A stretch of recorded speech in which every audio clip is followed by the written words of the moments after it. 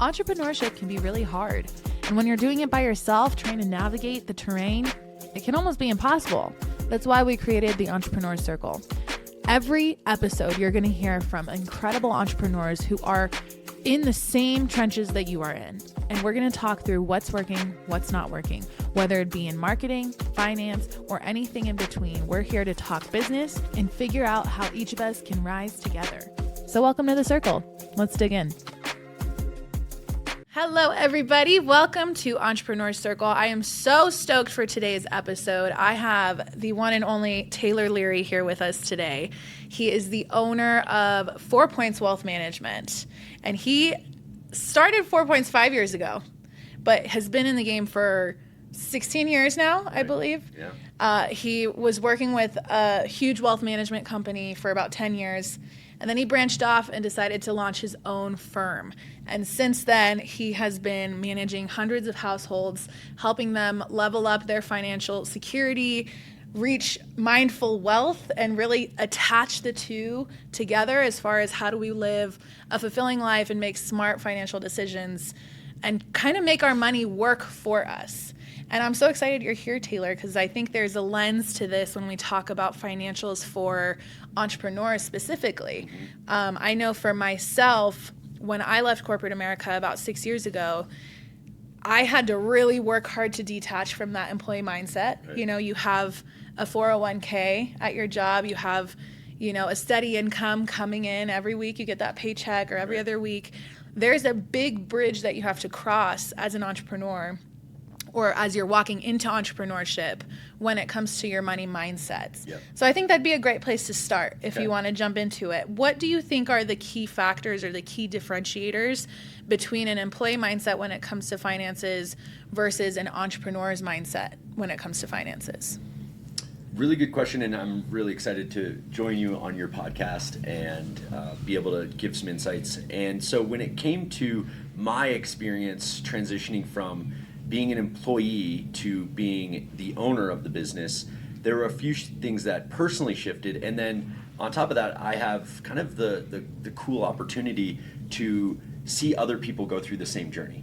And for me personally, it was really understanding what goes into building a business. And there, that might seem obvious, but I always think about like little k no versus uppercase no. Meaning like, yeah, I know about it intellectually, but you don't actually know until you're in it, like you're feeling it. And I think about you have children, I have three kids, and you can read all the books in the world. And then you have your child and you're like, what does this look like? Like, how do I change the diaper? When do I know this thing needs to get fed? Like, how do you keep this thing alive? Like, and you just learn on the job. Yeah. And so my experience was really similar, where I intellectually loved like listening to the books, the podcasts, the videos, and just being a part of like the entrepreneurial community. And at times I kind of felt like a little bit of a fraud because I myself wasn't an entrepreneur because I was still a W-2 employee within a larger organization. Now, you could call it like intrapreneur, like I was still building my business within this thing, but in the end, there were some safeguards, there were some things that I wasn't making decisions. And so that's the first thing, is the decision making that you have to do. And for me, one of the biggest aspects or the biggest helpers was planning it out. That's kind of my nature anyway, is being able to build a plan. And then what was nice is then I could go back to that plan when things got weird. So I made the leap to build my own company. I left my old firm, and I had to be kind of quick about it. I had to be on top of my game because this was a time where, you're talking to clients, you're talking to people, and all of a sudden, you're having to have your, what's your story? You've got to have your, where's your office? What are the tools that you're going to use? Because from my perspective, when I moved firms and built my own firm, people wanted to know that they had stability, that they weren't taking a risk to be working with you. So that was something that was maybe unique about the financial services space, but I could see that with a lot of entrepreneurs is that, they take that leap and they're, the client base that they had before might see that as a risk.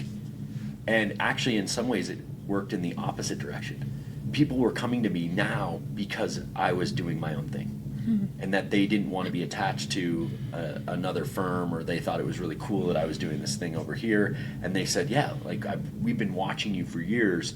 We're so excited for you now. And then they started working with me. So there was definitely some cool experiences there. So I would say the planning piece was big, because that allowed me to make the transition well and do it with this idea that I had a roadmap in front of me. And I talk with my clients about this all the time within their financial roadmap. Like, what does it look like? Because there are going to be challenges along the way. And if you have something to lean back on, then you can go back to that, and you don't have to make these decisions for the first time. And if there is a decision that you have to make, maybe it's a little bit of an alternative to what you wanted, but at least you've put some thought into it. And that at least you have some sort of an end game in mind, so you can start to take those steps. Another thing that I made a big transition when I went from the employee to the entrepreneur is really understanding all the things, the details, right? So you've got this plan, you've got this little k no versus uppercase no, but like now you're thinking about marketing, and those decisions are on you. How do I run my finances? And what it did is actually gave me a lot more empathy for the former owner of my firm. And he, in some of the challenges that I watched him go through when I thought the answer was so simple. And in reality, it maybe was somewhat simple, but there was probably much more complexity from his perspective. And there was some challenges that I saw him face. And now when I was in my situation, I was like, oh, I kind of see what he's saying. That running a business is not the most easy thing. And there's things like, within doing payroll and doing all these things that you're like, oh, I didn't know I need to have this insurance. I didn't know I need to have this, or, this software costs X dollars. Well, now you actually see what that really, what kind of impact that is. And then there's other things that go to it, like, cash flow management, building out spreadsheets that model this stuff out. And you can do that all day from the standpoint of planning, but then you put it into work, and now you get a surprise expense, and that can throw things off. So that was a big jump, is just the mindset shift from going from that employee piece where a lot of the stuff was taken care of, to now being an entrepreneur, and now all of those things that are in your business, you're making decisions on. Right. So that was a big change, and I think something that was, I was prepared for it to a certain degree, but I don't think you can ever be fully prepared for it. Right. I think there's so much to be said in walking that bridge to get from one side to the other. Because it is a lot of pressure. It is a lot of stress. There is a lot of complexities that go into decision making. I wonder, one big piece of it, when you're looking from a just consumer standpoint, right? I want to go invest my money. I have this cash flow to pay for my expenses, like my groceries, my mortgage, etc. And then I have this much to go invest. Would it be wise for businesses to adopt a similar mindset where they have their steady cash flow, but then they have some of their reserves, for example, sitting somewhere? Should they just have it in their savings, their business savings, or do you think it's wise to go invest as a business? So I think my view of this is that when you go through a transition, again, this is kind of regardless of business, divorce, getting married, having a child, there's a whole host of different life events. But using this example of starting a business, I don't think you should be making major financial decisions outside of that business. Meaning, taking that money, let's say you have, you make, the leap of faith, as they call it, and you now have the business plan built, now you got to go get some clients. Well, having that reserve of cash over here, and then knowing what the finances are, you've got your personal finances, you've got your business finances, having liquidity, as we call it, which is basically cash on the sidelines to be able to, to access at any given moment, is going to be one of the smartest things. In fact, I'm just working with a client right now who's going through this very similar experience. She was an executive with a healthcare firm or healthcare organization, and she was feeling the stresses and strains of corporate life. And she saw an opportunity to start her own business, and she's made that leap. And one of the things that she's been building up, and this is something that we've talked a lot, is build up your cash reserves, right? Because you just don't know, especially for a lot of entrepreneurs, they're not starting day one with revenue. And so this gives her what I call a runway. So now she knows what that runway looks like. let's say it's $70,000 to $100,000. Now she knows that she's got 6 to 12 months of personal financial assets or liquidity to be able to maybe weather a storm. Maybe the thing that she wanted to sell wasn't exactly the thing the marketplace wanted. What if that service doesn't do exactly what you had hoped? Right. And all of a sudden you're reeling because you have no idea what's next. So that's a big thing for me, is not making these big investments or big decisions, and making sure that you've got sort of a war chest, so to speak, to have on the sidelines. And then once you see stability, now let's start having that conversation. Mm-hmm. And if you're working with a fiduciary advisor, they should be having these conversations with you. Right. Hey, yeah, don't invest that stuff. We don't know what the market's going to do day to day if you're looking at an investment, but maybe having that cash in the sidelines probably is going to be a little bit more helpful if things get ugly. Right. See, I feel like when you look at it from a personal finance side, yep, people have their trusted financial advisor. You're our trusted financial advisor. And I think there's so much in that you help guide us in. Then there's a gap when you look at entrepreneurship. There's a gap in small business and medium to big business, where medium to big business has a CFO or a fractional CFO that comes in and helps with budgeting and how do we spend the money wisely, where is it going, etc. That gap, when you're too small to hire a CFO and you're not even really able to get a fractional CFO, I would say that having a financial advisor kind of in your corner that has that business expertise is probably a wise move, right? Do you see that in your industry? Are there a lot of financial advisors that pour into businesses like that? Yeah, I think that's a huge aspect. And this is what my role is to sometimes be the quarterback for those business owners. It's to say, yes, I can help you or at least guide you in the right direction, meaning we can have a conversation, an intellectual conversation about your options. And for me, that's one of the biggest compliments that I get from my clients when they say, Taylor, I've got this situation. Can you help me think about it in the right way? And then if we need to make some steps, what professionals do we need to bring on? Right. Is there a tax expert that we can go talk to? Is there a business attorney that we need to talk to? Is there an estate planning attorney?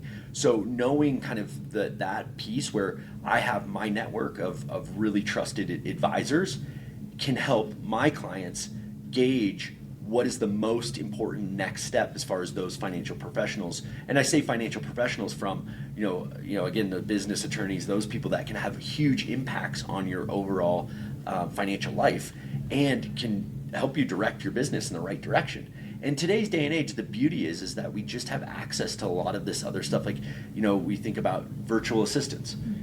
15, 20 years ago, a virtual assistant wasn't what it is today. I mean, you can hire a virtual assistant here in the United States or even abroad, and you can do like the 4-hour work week type of thing and outsource a lot of that stuff. But inside your own business, I've found that there are, with technology and some of the other things, we've been able to outsource some of the hard stuff or the stuff that's not very fun to take advantage of. So yes, I am working with my clients to help somewhat streamline a lot of that stuff. Just the other day, I have a client that's selling his insurance business. And it's going to be, the succession situation, and his cost basis or how much he put into the business is almost nothing, right? He kind of bootstrapped it. He built it from the, what it is today, and his cost basis is zero basically. So any gain that he has on that business is going to be a significant gain, significant, 7 figures. And so how do you structure the sale of that business so you're not paying $200,000, $300,000, $400,000 in taxes? Right. Now, yeah, you get long-term capital gains and you can do certain things, but should you be structuring as an installment sale, a deferred sales trust? There's a whole host of things, and that's to say, is that exactly what he needs to do? No, not really. But is he better equipped today now that he knows that information? 100%.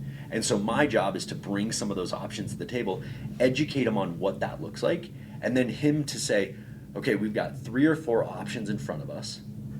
What makes the most sense? And then we start the process of looking at, business attorney, tax professionals, somebody that can be in that specific space. So now he's not going and wasting his money or time going to these various professionals and them, either causing a big tax bill or not tax bill, but just professional bill of like, oh, I spent all this time in it because I haven't thought about it. Right. Now he gets to spend some time with me, think about it, go through the process. So that's been a really cool thing from my perspective. Well, and that's, I feel like, the goal, right? Any entrepreneur gets into this because we see the potential. There's no limit in what we can create, right? I think there's a fine line between paying ourselves now, right, as the owner, while we're also meeting payroll and all the other things that we're rocking. Paying ourselves, but then also building wealth for the future. Mm-hmm. I think there's that cash flow that we pay as our income, and then there's the personal wealth building side of this as well as an entrepreneur. So tell me how you think founders can balance paying themselves today with building wealth for tomorrow. Yeah, really good and a great segue, because this is something that I'm in the middle of. I started 4 Points Wealth in 2020, so in the middle of a massive financial crisis. I bet that was fun. Yeah, it was fun, but it worked out. There's some caveats to why that was the best time of any. And when that, since that time, since 2020 and now, I hadn't been contributing to a retirement plan. And so even in the back of my own mind, I'm thinking, well, am I doing it right?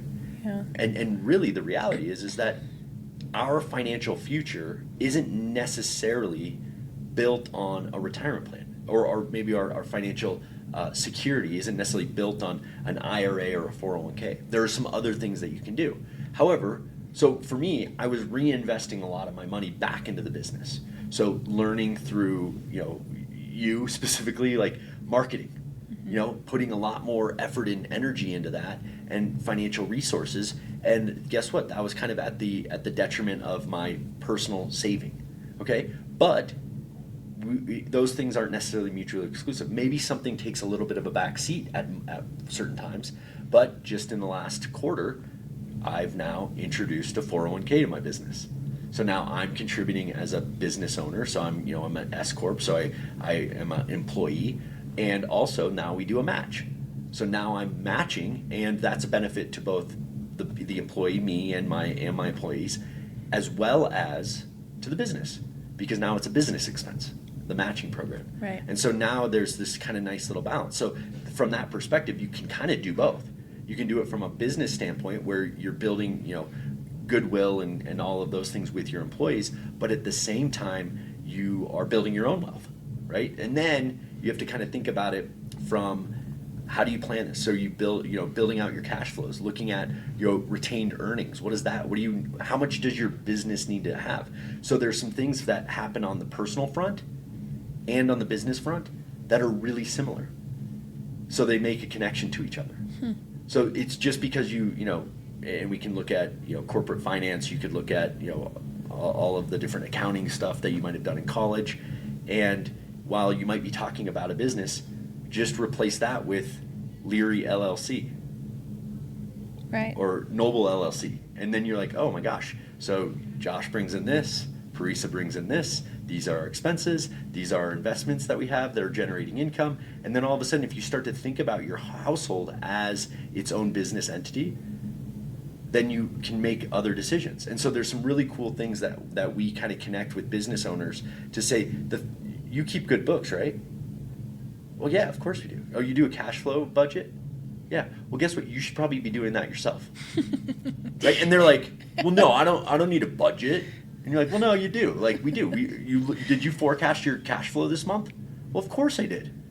Did you do that with you and your wife? No. Like, and I'm usually talking to men about this because they're like, oh, yeah. Whereas women happen to be typically more risk aware. Yeah. And they're like, yeah, did that, done that. No worries. We're good. And so I always laugh because it's usually the men that are like, oh, yeah, I'm fine. I'm just going to shoot from the hip on the personal side, but I'm going to have my everything dialed in on my business side. And there's like some sort of a disconnect there. So. I'm sure there's a mindset of it will overflow and we'll just be fine. Exactly. It'll be fine. This trickle-down effect, like, it's fine. Like, we're all... But this is the reality, is I was working with a business owner just recently, and he's been really successful in his business recently.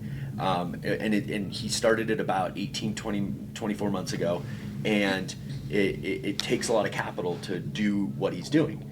And what it was, he was buying and selling properties and doing some stuff like that and putting a lot of money into this. And it was his personal wealth. And so we were going through this whole thing of like, well, how does that, yes, you've been successful, but don't let your hubris take control, which is his overconfidence in the things, because he's had early success. How can you mitigate some of the risk? And so we're talking about potential, and then through this, it's attracted other people. Hey, I want to be a part of that. How do I be a part of that? And he's fielding these questions. And so we're talking about potentially building like a small private fund. Okay, well, how does that mitigate his risk? So now there's some things that are really interesting inside that conversation where he can actually generate income from the fund, let's just say. He can have his personal wealth in the fund. He doesn't necessarily have it all like he is right now, because if one project blows up, it's an ugly scene, right? But if he's got his money in there and he's a part of the fund, and you structure it as a limited partnership where you've got a GP and an LP, and these are things that we don't necessarily need to get to today.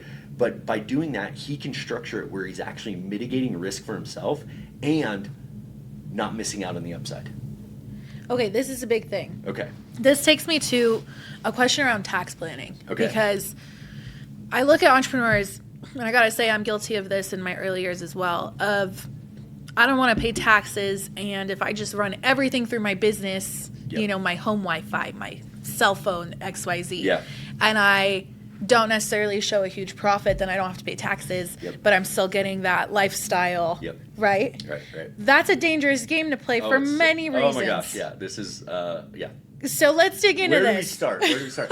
So let me just give you some insights on my history. So my mom was a banker. Okay.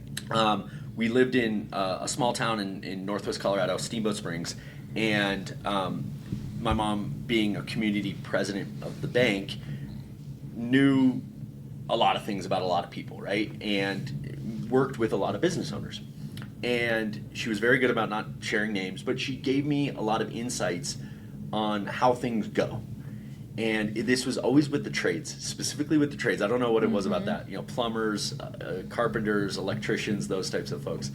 Is they would say, yeah, last year I made $300,000.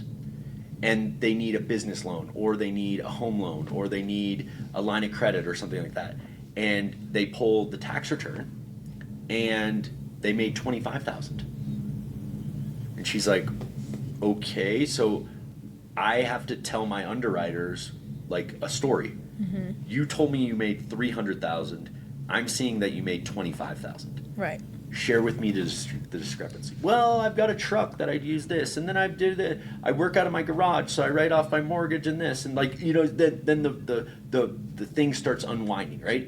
So you realize that he's actually not claiming very much income at all. So from a personal perspective, this gives you a lot of exposure to, I wouldn't say tax fraud, but tax liability if the IRS were to audit you. So that's one of the things from a risk standpoint.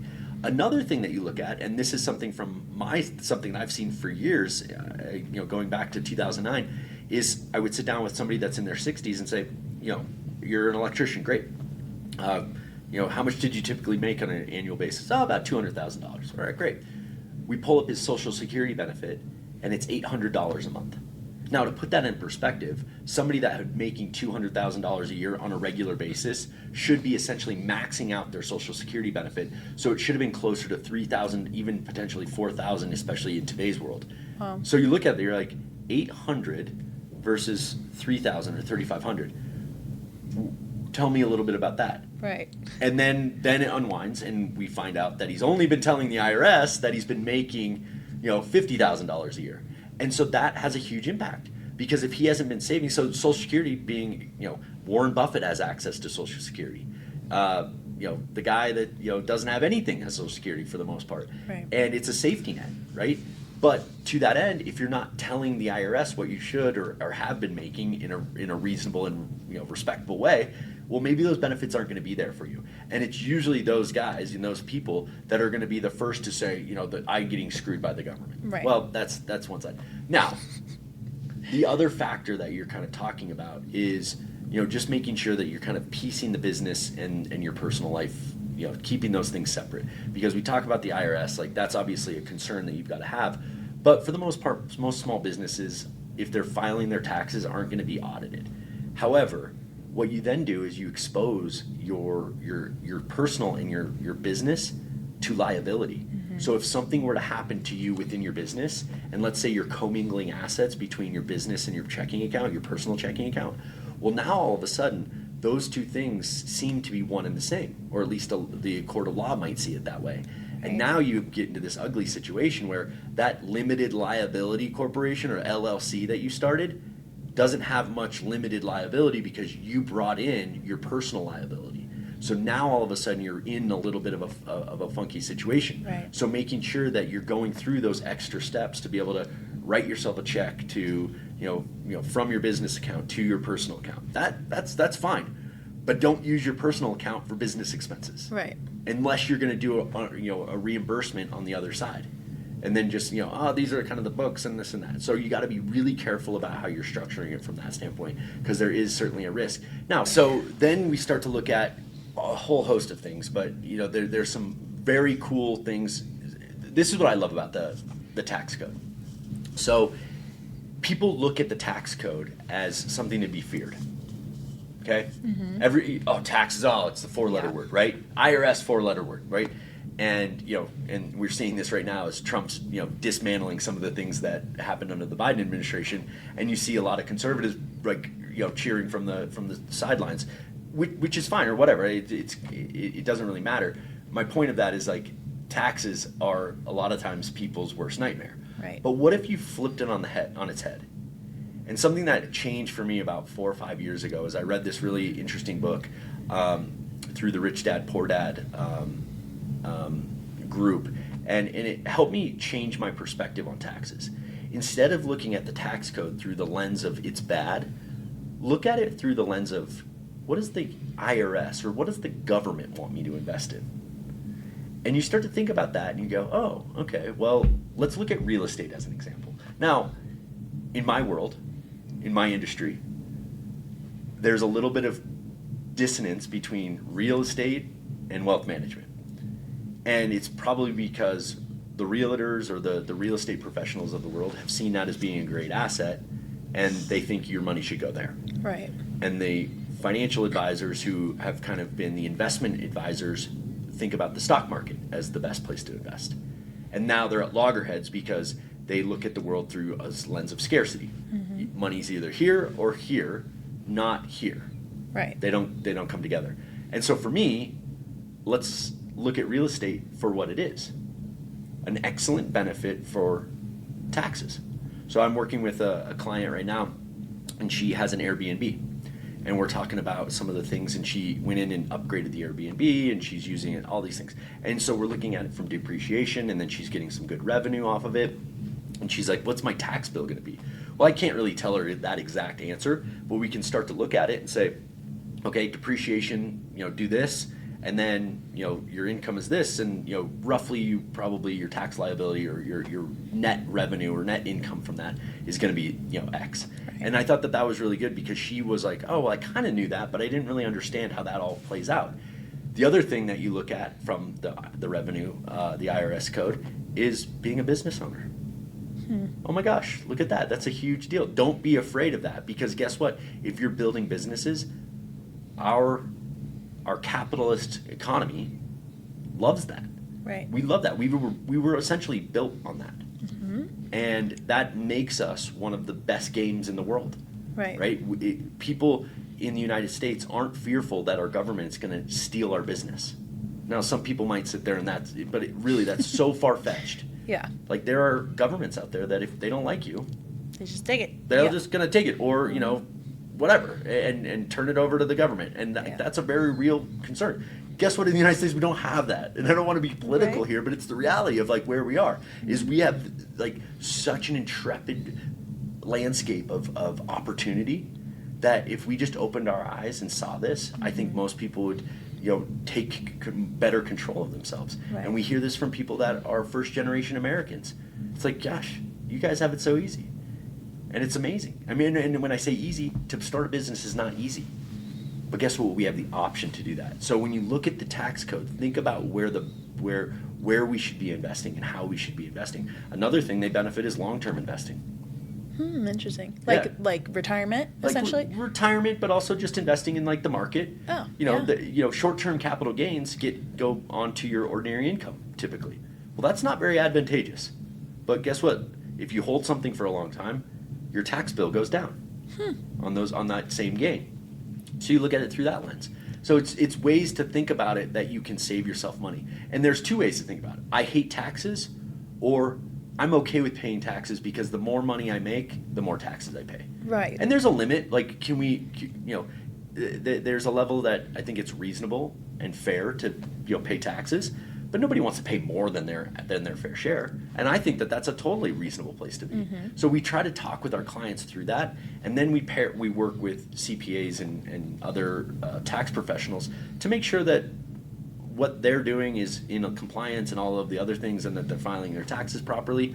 But there's some things that as a business owner you can do that can offset your taxes pretty significantly. Right, and I love that. I think that there's kind of another transition in mindset with this conversation in just how long you've been in the entrepreneurial game and how much experience you have with the tax code. And what I mean by this is once you really understand the tax code, and I have so much to learn, so I'll just preface it with that. But once you really understand it, I feel like the rules are written on the wall in a sense, because like you said, there are specific things that our government wants us to do, and they will almost incentivize it through tax breaks. So when you look at the different investments you can make, like you said, real estate, which I got to commend you because I feel like a lot of financial advisors will say, no, it's bonds and stocks, and that's where we live. Right. That's what we're going to do. Right. But I think when you look at like these endowment funds, for example, there's so many different investments and things that you can pour your money into, and then it also plays into getting the tax benefits. And keep me honest, but I feel like the tax code has been written by the wealthy for the wealthy. It's people in Congress, it's people who are running the game who have made those tax codes, and there are specific types of accounts and things that you can do to leverage how far your dollar goes as an entrepreneur. I think there's a couple things that I wanted to ask you about, really, is there's something called a silo account. Okay. Have you heard of a silo account? I don't know the word specifically, but maybe you can help me understand that. There was a conversation around this where it's instead of running your profits to zero and then not keeping any money and being able to go raise capital as a result, when you can lean into the different types of nuanced structures of your business capital, meaning your money needs to move from one account to another, and it's not like it's going to the Cayman Islands, it's not going offshore, it's like specific types of accounts that you move your money through, and then it's not subject to taxes. So while I can't speak to that specifically, one of the things that I see a lot on social media and sometimes in sort of these popular applications, like let's just call it social media, they pop in these tidbits like, we did this, like we moved this, and then we these three businesses are all inside this one corporation, and then they flow through this, and then they go, well, that's all well and good, okay, and that might be legal. However, what they're not telling you is what is the cost to do that, and then what are the ramifications for backing that out. So, for example, things change over time, and I'll just use estate planning as an example. So back in the early late 90s and early 2000s, the estate tax threshold was very low. It was like $2.5 million. Okay, and then under the Obama administration, I think that's where we got to closer to where we are in modern today, then it got to like $10 million per person. Now we're up to like 20 million. My point is whether those numbers are exact or not, the estate exemption was very low. So what was happening is a lot of these people that had more than $2.5 million in net worth were using different structures. So I've seen this with a lot of like family partnerships, and that's all well and good. Like you build a family partnership, you put assets into it, it hides it from the estate tax situation. But then tax law changed. Now all of a sudden the ceiling goes a lot higher, and maybe that corporation, that family corporation or family partnership, isn't as useful as it was. So now you have to back out of that thing. Okay, well, what's the ramifications? Now there might be a tax hit coming out of that thing, unwinding it.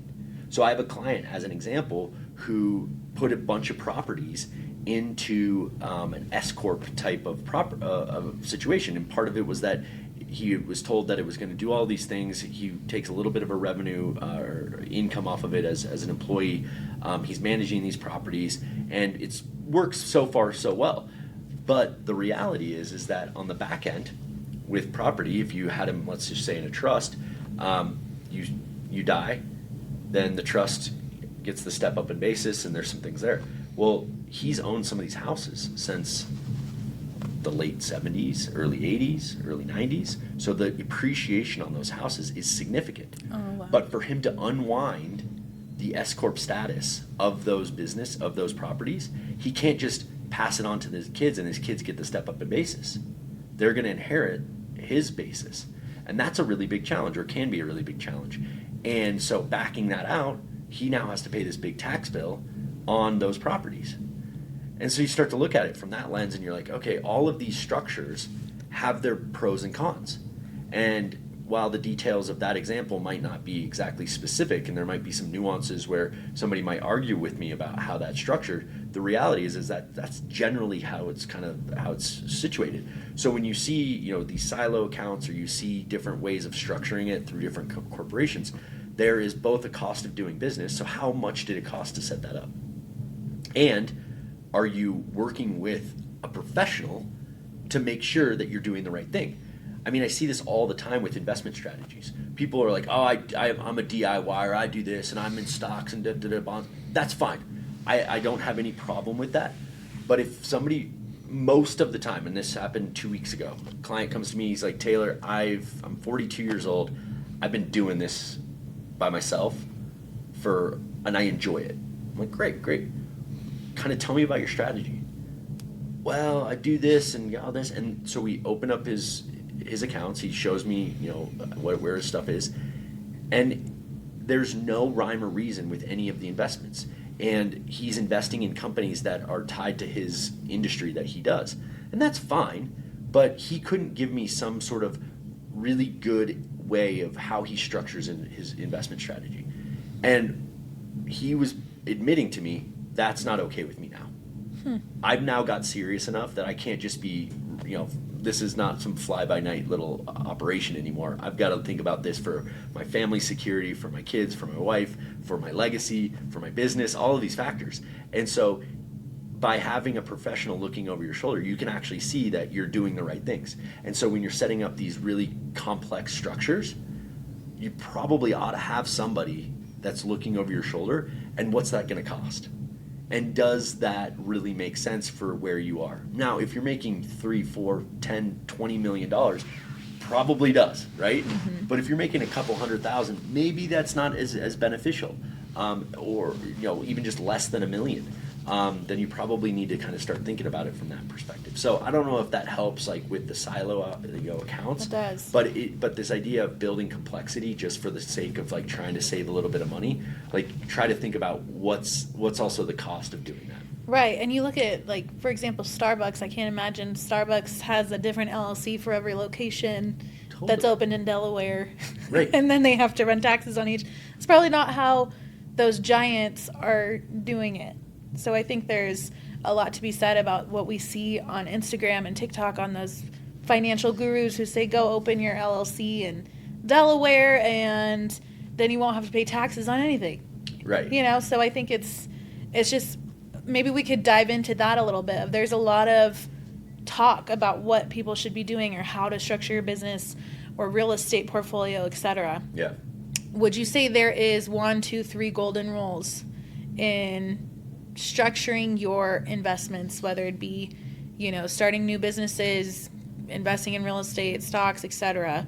What would you say are the golden rules for mindful wealth, really, as an entrepreneur? Well, there's a few things that kind of come to mind, and it one of the things that we continually talk to our clients about is start with the end in mind. So when you're starting a venture, what does the end goal look like? Do you want to sell it? Do you want to build it? Do you want to just not have a boss? I mean, that might be it. I just want to have my own autonomy.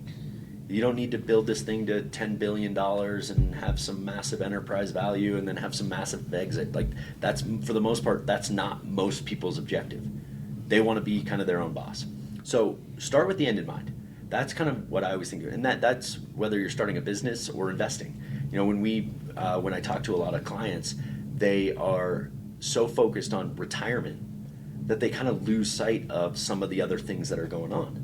So they're saving so much to their 401ks or to their SEP IRAs or whatever the vehicle might be, and they didn't take a time to think about, oh, what's this really do for us? And if we played that game where we go 20, 30 years down the road and look at our lives at 60 or 65 and say, well, what does our net worth look like from just a structure standpoint?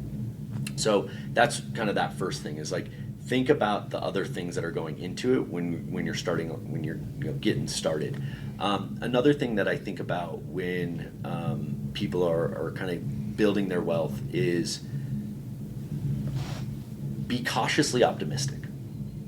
I talk about this with investment management all the time, and it was something that I came to probably in 2012 or 2013. I was now, had been in the business a couple years. I was starting to getting a little bit of understanding of kind of what I was really doing. Had some more experience. I wasn't just wet behind the ears at this point. And I realized that people had just experienced the global financial crisis, right? The GFC was fresh in their mind. And they kept turning to me and saying, when are we going to see the next shoe to drop? Like, when are we going to see this thing, like, break apart? Nobody had any confidence in the market because they just lost 50% of their net worth. And now they want to, now they're trying to get back in the market, or maybe they're in the market, but they're just super gun shy and they're just overly cautious. And so I started using this term cautiously optimistic. Mm-hmm. Okay, well, when we think about that, what does that mean? Well, think about the upside. So being the optimist, like, do you need growth? You think about those things. But the cautious part is, what could go wrong? And this is not like the sky is falling type of moment. It's, are we protected? Are we doing the right things? Are we, what's kind of known knowns? So, for example, a client might come to me and they want to invest in a private placement, sort of, either that's a fund or, a friend's company. My thought to them is, well, how much do we have a known? Let's say they want to put $25,000, and they said, okay, well, what does life look like if you lose that $25,000? Does that change what you eat for dinner? Mm-hmm. And I use that term a lot because I think when people put it in that perspective, they're like, oh, okay, well if I know that I might lose $25,000, then I might change how I do the investment. Right. If it doesn't have a huge bearing, and they're like, yeah, I know that I'm taking that risk, and if it goes down to zero, well, shit, I learned something new. If it goes up to 250,000, great, that's a great investment, and it worked out really well. Right. But know what you know, and then have that cautious optimism. And another thing, I guess, that I look at is just thinking about things in different tranches of time frames. So long term, like put yourself at 60. You're a 30-something, mm-hmm. right? Mm-hmm. So what does 30 years down the road look like? Okay, well, what does 10 years down the road look like? We were talking at the beginning, I was thinking about my business in 10 years, and my daughter's 7 years old. And it shocked me because I can think about my business in 10 years and be like, oh yeah, I'm going to have this revenue and this assets under management and these many clients. And then it hit me. I was like, oh my gosh. And my daughter will be graduating high school. And I was like, and I'll be on the eve of my 50th birthday. Oh gosh. And I was like, whoa, that puts in, but still having that game, playing that game in your head and seeing, okay, now I can see myself in that, in that person, because guess what? You're probably going to make wiser decisions if you can put yourself there. And today's Taylor can be proud of the decisions that I make when I'm 50 about the decisions that I made when I was 40. Amen. I love that. I think there's so much clarity that would come from that, because you'll be more present in what you're doing today, whether it's your business or your family. Yep. I think there's so much there. Let's talk about family, because you Okay. have a beautiful family. You have Thank 3 you. little ones. Yep. 2 girls, 1 baby boy. Mm-hmm. Not so baby anymore. He's 3. Yeah, 7, 5, and 3. Oh my gosh, 7, 5, and 3. So Yep. what I think, taking that leap when you left the old firm that you were working with, Yep. and you decided, like, you went home and you're like, okay, babe, it's time. Yep. I'm going to take the leap. I'm going to jump. Talk me through the experience of branching off, doing your own thing when you have a family Yeah. leaning on you. So this was something that wasn't just an overnight thing, and something that I've seen with a lot of other entrepreneurs that I'm really proud of the work that they do, but also something that is reinforced by the conversations that we have, is that seed didn't just start 6 months before. Mm-hmm. The seed of entrepreneurship sat in my stomach for years, and I it's actually kind of cool. I get to go.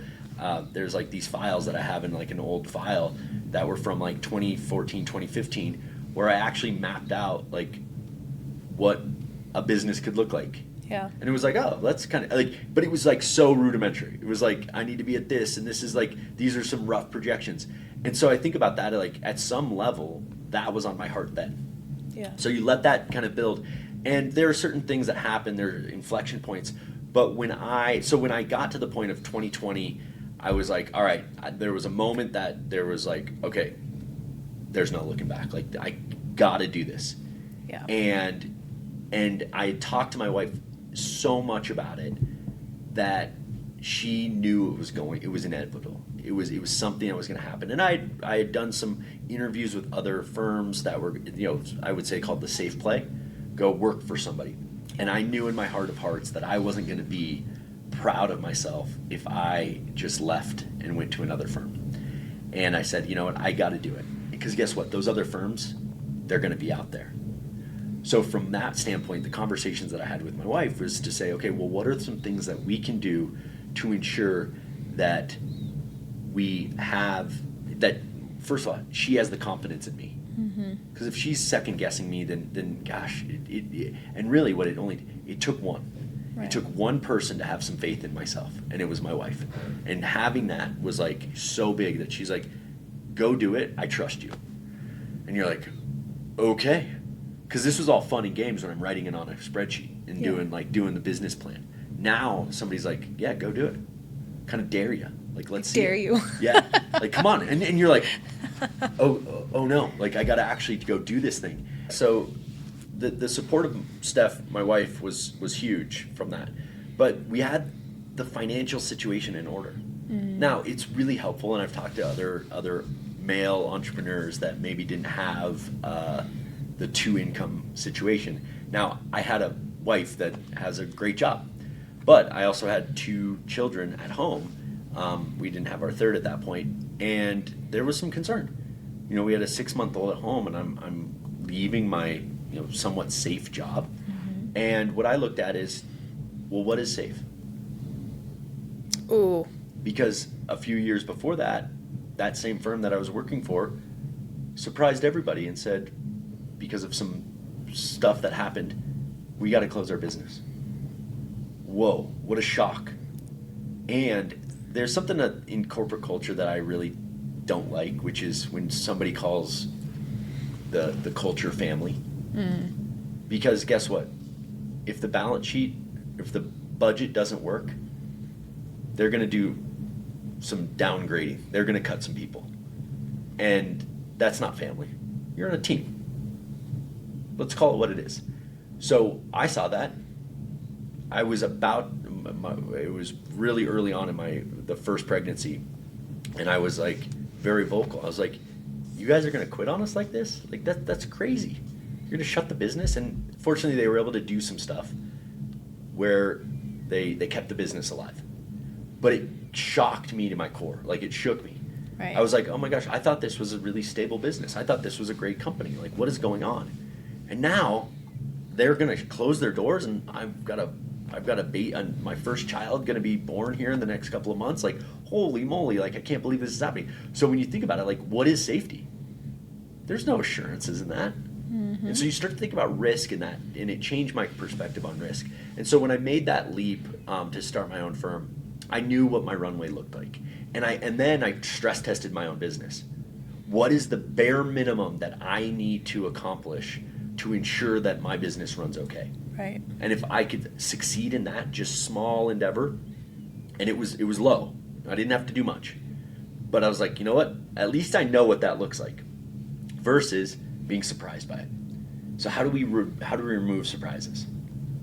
And so when I made that leap, yeah, there were some things, and then there was some weird personal stuff that happened between myself and the business, the former business, and I'm getting chased down by some stuff, and it was not fun. But guess what? There wasn't the financial concern that it was before, because I'd done the things, I'd done my homework, and I'd done some things that were really helpful to make sure that I had a runway. And within the first 8 weeks, anything that I borrowed from myself, I paid back. Okay. And it was like, oh my gosh, this is real. And so when somebody says like, how's it going? I'm like, this is the greatest thing that I've ever done. That's amazing. And I professionally, obviously I've got 3 kids, but the other thing is that now it's really fun because I know that my children are watching. And what does dad do? And what does mom do? And so we happen to be a household of somewhat entrepreneurial people. And I know that that's going to be a really cool lesson for them at some point in their life that they get to experience. And I'm just not sure how that's going to impact them, but I know it will. Oh, absolutely.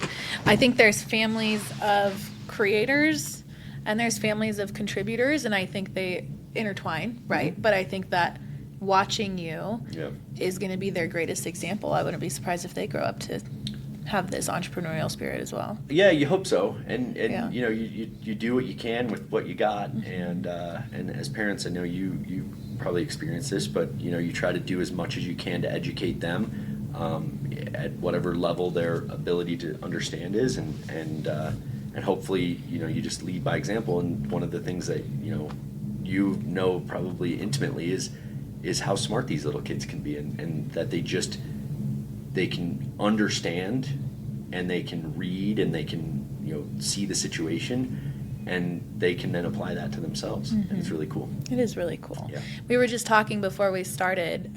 You were the mystery reader at your daughter's school. I was the mystery reader today, so I got to surprise my daughter at her 2nd grade class and read to all the students, and it was really cool. It was really fun. I love that. I feel like that's one of the big reasons I got into entrepreneurship, is so that I can have the flexibility to do things like that, to be the room mom and then go to the studio, and just be able to have that dynamic lifestyle where you're not only building something for you and your family, but you're present and you're there. Totally. This is such a cool story. I have a client, we had touched base, several years ago, and she had reached out in some capacity, or somehow we got connected, and she was very interested. I think she had just turned 40. So there was this weird moment for her where she was like, I'm turning 40, like I need to like get my financial life in order. Like now is the time to grow up. And we were laughing. And then she went radio silent. And I was like, that happens. People maybe were not a good fit. So about 6-8 months later, I sent her several emails, and then finally, I gave her some space. And then, 6-8 months goes by, reached out to her again, and she immediately got back to me. Taylor, yes, I thank you for your persistence. Thank you for reaching out. My life is crazy. Like I work 80 hours a week. She has 2 kids. Like she was corporate America mom. She was doing so much. She was stressed out about, and then all of a sudden, guess what? Financial planning, all investments, all of that retirement planning fell to the bottom. And she was just like, I'm thinking we're doing everything right, but let's start it. So we started the process back up. So we got everything going. And then we go to the implementation process. Again, she'll go radio silent. She'll do this, and it was just hard, like because she was just so busy, and she, her husband was busy. All of life was just happening, right? And we were going through the process, and she was having a hard time even sending me like statements and stuff like that to be able to allow me to do my job with her. And I say that because then we had this amazing meeting late last year, and she goes, I think I'm going to leave my firm, my company. I was like, okay, well, what are you going to do? She's like, I'm going to start a consulting business. I'm going to start my own thing. And I was like, that's amazing. We had this great conversation around that, and all these cool things. So it was so cool to be able to have that experience. And again, all my stuff is just whatever. It doesn't really matter that she does. But I could just sense in her that she didn't have time to go pick up the kids after school. She didn't have time to do the midday event at school. She didn't have time to be mystery reader or the class mom or do any of that stuff. And I knew that was kind of something that was eating her alive a little bit. She mentioned it, and so fast forward, she left her corporate world, started her own thing. We had some meetings in the last little bit, and then she posted something on her social media, on her LinkedIn, and it was her walking her kids to school, and it was the four family members, her husband, the 2 kids, and herself. And she goes, this is what entrepreneurship is all about. And I was like, that is so cool, because 6 weeks before, she was working 80 hours a week. Yep. Now she can take her kids, walk them to school, and walk home to get on the 9 o'clock Zoom to still do a job that she's going to be ultra successful at, and get to do and instead of, but I have to travel this week, or I can't make it this week because I have a really important presentation, or an executive's in town and I've got to host them and I've got to miss your recital. These are things that so many people miss out on. And in entrepreneurship, it's not that you're working less hard. You just have more control of how you work. And that's been such a cool thing to be, from my perspective. I get to do the things that I want to do with my family and support them. And my clients get to do a lot of the same things. And it's really cool to be, it's inspiring, really. It is inspiring. That story is so, it resonates so much with me, because that was me. Yeah. And when I was working in corporate, I was there for 4 years, and I had my first son, and he was going to daycare, early morning till the afternoon, and then I'd pick him up, and then he'd be awake with me for 2 hours, and then he'd go to bed. Then I'd travel. And I remember there was one specific time where I had a huge presentation coming up in Utah or something. So I went to work early for the first 2 days, Monday, Tuesday. I barely saw him. By the time I got home, he was asleep. And then I left early in the morning to go on my trip. Right. I didn't see him for 4 days. Right. And it was so, at that point, I think I was still nursing. So it was so hard. And I think any mom listening probably could attest to that. But I think there's something that goes off in your mind when it becomes bigger than you. Yeah. And you have a huge why pushing you and fanning your flames to go pursue that thing and just see, maybe it will work. Maybe it's that time. Yep. And then 5 years pass by and you look back and you're like, this is what I prayed for once upon a time. Right. And here we are. So I think, what are some words of advice that we could give some of the listeners who are maybe at that transition? I think there's, it's scary. There's a lot of risk, walking away from a steady income, but I think there's such an upside. And when you are cautiously optimistic, when it comes to starting your business, there's so much that can flourish in your life. Yeah. The couple things to kind of that I've learned along the way is, do the work. So if you're going to go start your own thing and you're going to go, be an entrepreneur, do the work to be prepared for it, because it is hard work. There's no shortcuts. So build the business plan. Don't make the shortcuts, because that stuff is going to just pay you back exponentially and be very rewarding when you need it. Right? You go do a SWOT report. Well, that's kind of stupid. That's what we did in school, business school. Like, I don't even know what a SWOT report is. And then you're like, oh, but now I can kind of see where my strengths are. Where's my weaknesses? Where's my opportunities? What are my threats? Like, what are these things? And you start to look at it and you're like, oh, that was one little practice. So do the work. Another thing is you're just having that mindset of growth. That there are so many amazing opportunities. Something that I always lean on is, my dad would say this: there's a million ways to make $1 million.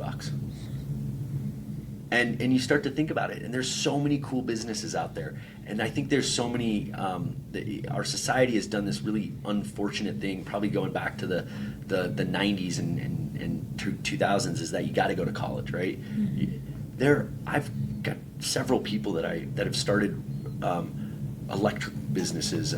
They've started plumbing businesses. They've started these more blue collar types of jobs, and they make an unbelievable amount of money. Mm-hmm. And it's like, there is so many opportunities out there, and it doesn't necessarily need to be the white collar in the big building kind of type, in the office type of business. And you don't necessarily need to have all the education, and you don't need to have all the answers. That's another thing. There's going to be a gap. There's always going to be a gap. And that gap is the risk. So there's what you know now, and there's the future. And then there's the gap. And if you can have the wherewithal to have the plan in place, do all of the things, go through the effort, put it in place, take the steps, do all the things, right? You can fight through that gap, and you can overcome the gap. But that gap is a risk. There's no doubt about it. And I think a lot of people are afraid of that gap. Mm-hmm. And they get to the edge, and then they back away. I'm not ready. Maybe next month. Well, if there was ever a perfect time, you would never do it. You might have just had a kid. You might have had a second kid. Shit, in our situation, you might have had a third kid. But the reality is that you've got to have a growth mindset. And if you have that, there's going to be opportunities that present themselves. Absolutely. I am so grateful that you came here with us today, Taylor. I think there's some huge golden nuggets that I think our listeners are going to walk away with. I hope so, yeah. So thank you for joining us. Very well. Where can people find more about you? Yes, so I'm on your typical social channels, Instagram, Facebook. You can find either 4 Points Wealth Management or T. Leary or Taylor Leary. Also very active on LinkedIn, so Taylor Leary on there as well. And I try to produce as much content, blogs, articles, and posts as much as I can. You can also find us on the website, 4pointswealth.com. Beautiful. We'll link that in the show notes. I appreciate it, Taylor. Thank you for joining us, and thanks for tuning in, guys. We'll catch you next time. Appreciate it. Remember this as you go about your day today. The ideas that are on your heart for a reason. Do not ignore them. Tune into them. Tap in, lean in, understand them, and pursue them. If not you, then who? If this episode was helpful to you in any way, please like, share, comment, subscribe. It does wonders for our efforts, and it helps us to continue our mission of inspiring entrepreneurs and giving them the resources and the perspective we all need to take it to the next level. Thanks for tuning in. I'm Paresa Noble, and we'll catch you next time.